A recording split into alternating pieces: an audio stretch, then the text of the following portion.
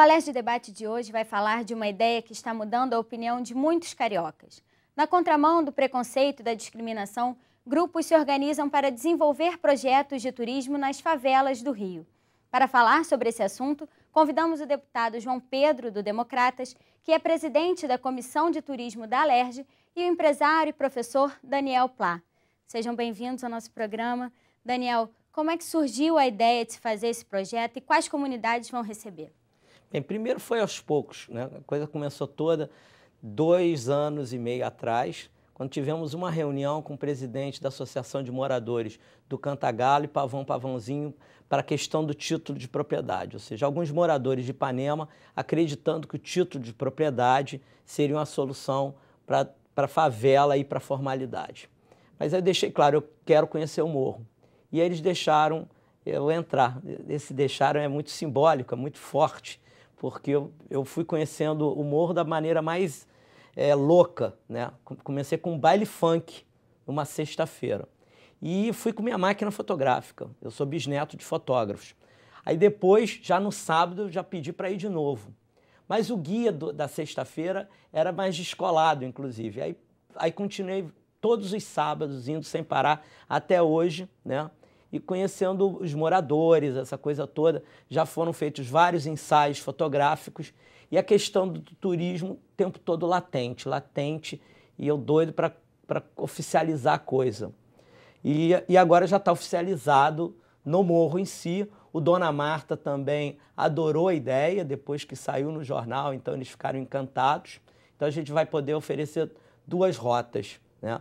O Cantagalo Pavãozinho, que inclui almoço, num roteiro que vai de 2 a 4 horas, R$50 por turista.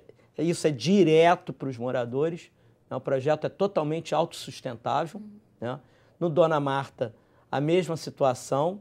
No Dona Marta, a gente está estudando até a questão das biroscas, porque o morro de noite ele é fascinante, o turista se empolga quando vê a vida das biroscas, essa questão toda. O contraste, porque a cidade do Rio de Janeiro é a mais bonita do mundo, e vista do morro, então ela fica especial. E como é que foi a primeira visita com os turistas no morro? Em qual morro aconteceu?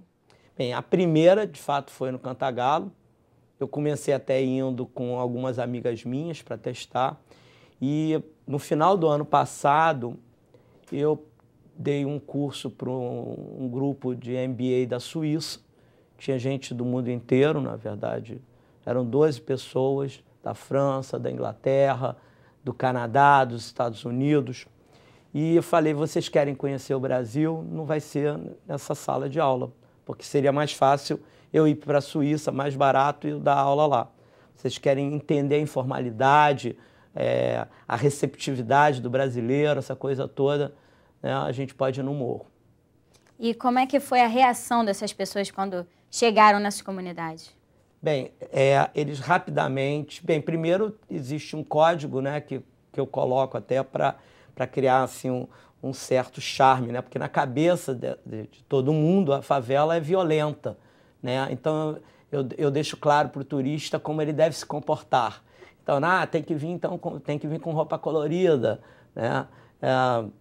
Tem lugares que vocês não vão poder fotografar. Claro, tem essa coisa da favela proibida, né? Do underground, né? Dessa coisa, e tem que ser mantido. O turista ele gosta dessa coisa fascinante. Mas o morador recebe muito bem. O morador recebe o turista nas suas casas, oferece cafezinho, oferece bolo, conta a sua vida, conta como é que ele nasceu na favela, como construiu a sua casa, como as casas eram antigamente de madeira e agora já não são mais de madeira, apesar que tem alguns locais que têm casas mais pobres, né? E o turista, da mesma forma que ele se choca, ele fica fascinado com a forma que o morador o recebe, porque nesse momento ele entra de fato na formalidade, porque ele está recebendo um turista que não tem medo nenhum, né? Porque o turista que vai no morro é um turista com mente aberta, né? Ele sabe que vai estar bem recebido. Eles vão todos com câmeras, algumas câmeras até muito caras, né? E a comunidade como um todo recebe o turista muito bem. É claro que não é um tour diferente de outros que já existem na cidade do Rio de Janeiro. É um tour a pé, é um tour que se fala com os moradores, é um tour que os guias que falam inglês nasceram no morro e têm um inglês impecável, né? Os grupos são de 6 a 12, mas no início a gente até vai aceitar grupos de 2, 3 pessoas, porque tem que ser difundido. É claro que falta ainda um detalhe nisso tudo, que é a questão da legitimidade total, ou seja, o apoio da Embratur, da Rio Tour, da Turis Rio. Porque as agências de turismo, claro, elas têm medo da responsabilidade que seria indicar. Então essa parte ainda está um pouco delicada. Por exemplo, esse sábado eu vou estar subindo com um grupo de estudantes estrangeiros de MBA da PUC. Né? Vai estar tudo legal, tudo certinho, né? O GEPAS fica sempre sabendo quando a gente sobe, né? Porque uma preocupação sempre... e se acontecer um tiroteio no meio da visita? Tem esse aviso de que vocês estão indo para a Isso é fundamental, porque, claro, a gente não quer atrapalhar a ação da polícia e também não quer ter um problema com os turistas, né? Mas o morro, ou até essas 2 comunidades, claro que eu estou falando Cantagalo, Pavão, Pavãozinho como um todo, e o Dona Marta, são comunidades tranquilas e até acostumadas a receber turistas, mas não dessa forma. A gente quer preservar coisas estilo Machu Picchu, ou seja, limitar o número de turistas. À medida que houver um interesse maior, a ideia é ir subindo o preço, né, de tal forma que fique uma coisa interessante, mas não para muitos. Porque, claro, se grupos de 30, 40 turistas subirem, aí isso vai descaracterizar a coisa toda, vai perder a graça. O que o turista gosta, por exemplo, que nenhum morador perde esmola. Nenhum morador perde esmola.